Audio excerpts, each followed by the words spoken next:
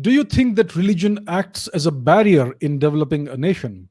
As we see, most of the countries with atheist majority or good percentage of people who follow no religion, such countries are developed or fast growing. For example, China, Scandinavian countries, and other European nations. What is your take in this, sir? So, if you look at the history of Europe and the history of the Scandinavian nations, these nations have until recently been very much Christian, right? So therefore, you cannot say that because of atheism, that atheism is propelling the growth of these nations.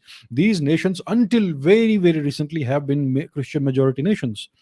China has always been a Confucian, Taoist, Buddhist nation, right? Now you are right. China has developed a lot over the past century, ever since the communists came into place. That is true, but my point is that it all depends on the kind of religion you're talking about. You cannot categorize all religions under the same blanket. All religions are not the same, sir. Please understand this. Please repeat this after me. All religions are not the same.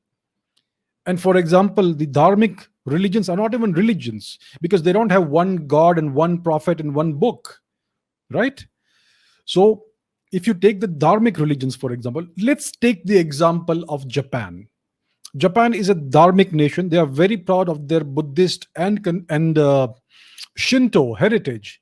This is a polytheistic culture, and this is a very traditional culture. Japan is very proud of its polytheistic and ancient roots, and Japan has never abandoned its culture, its religions, its mix, its very beautiful syncretic mix of religions, Shintoism and Buddhism, right?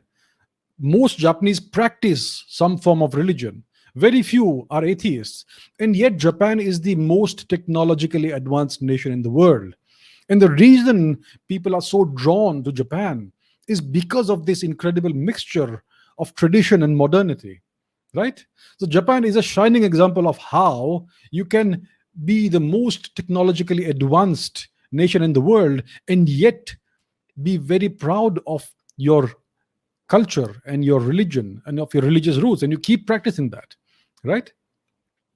So Japan is an example of what India can become. So I disagree with the notion that many people have that religion is a barrier towards developing a nation. Religion is a barrier depending on which religion it is. For example, if you look at the dark ages of Europe, ask yourselves what caused these dark ages. Why was knowledge banned? Why was any form of science banned? Why was questioning the prevailing dogma banned? Who did this? There's only one authority which did this, and that is the Catholic Church.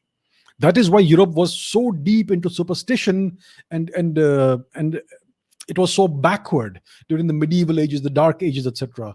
All the ancient knowledge the pre-Christian Europeans had, all the ancient Indo-European culture and wisdom and the knowledge of, basically it was Ayurveda, the herbal knowledge and all that, and the astronomical knowledge, all of that was destroyed. It was wiped out. All the books were burned. All the people who practiced this were murdered in great numbers. There were crusades within Europe itself aimed at stamping out every trace of the pre-Christian culture and science and knowledge in Europe. Yeah. And you had these horrific inquisitions and witch hunts that basically the only aim was to secure the supremacy of the Catholic Church all across Europe. So that is an example of a religion acting as a barrier in developing a people or any any country. So that's a shining example of that. Now, in the case of dharmic religions, Hinduism, Buddhism, whatever you call them, Jainism, etc., if you look at ancient ancient India was always the most scientifically and technologically advanced civilization of its time. Whether it's the Harappan phase, the pre-Harappan phase, the post-Harappan phase, the Mauryan phase, the Gupta phase, basically everything that happened before the past 1000 years, India was always at the forefront of science, technology, and knowledge. Mathematics, everything. India developed all the sciences, all the mathematics, the calculus, everything. Trigonometry, astronomy, pharmacology, toxicology, everything that you can imagine, which basically is the foundation that was that gave rise to modern science. The contributions of India are completely unacknowledged, which is a different story. But here is an example of, if you call Hinduism a religion, then this has fostered this development of science and technology. And therefore, I need to strongly put this point across, that it all depends on the kind of religion we are dealing with. All religions are not the same. Dharma is not, I mean, certain religions are not even dharma, basically. Okay. Dharma is only what is the four so-called religions that come under the dharmic category: Hinduism, Buddhism, Sikhism, and Jainism. Everything else is, technically, it is adharma. Understand that, please. All right. So dharma only means these four broad categories. Everything else is not dharma. It is essentially adharma. So every religion is not the same. Certain religions are a significant impediment in the development of a country and a people, and certain religions actually actively promote that.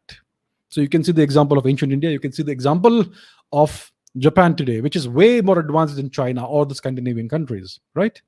So I hope this answers this question, which is a very good question.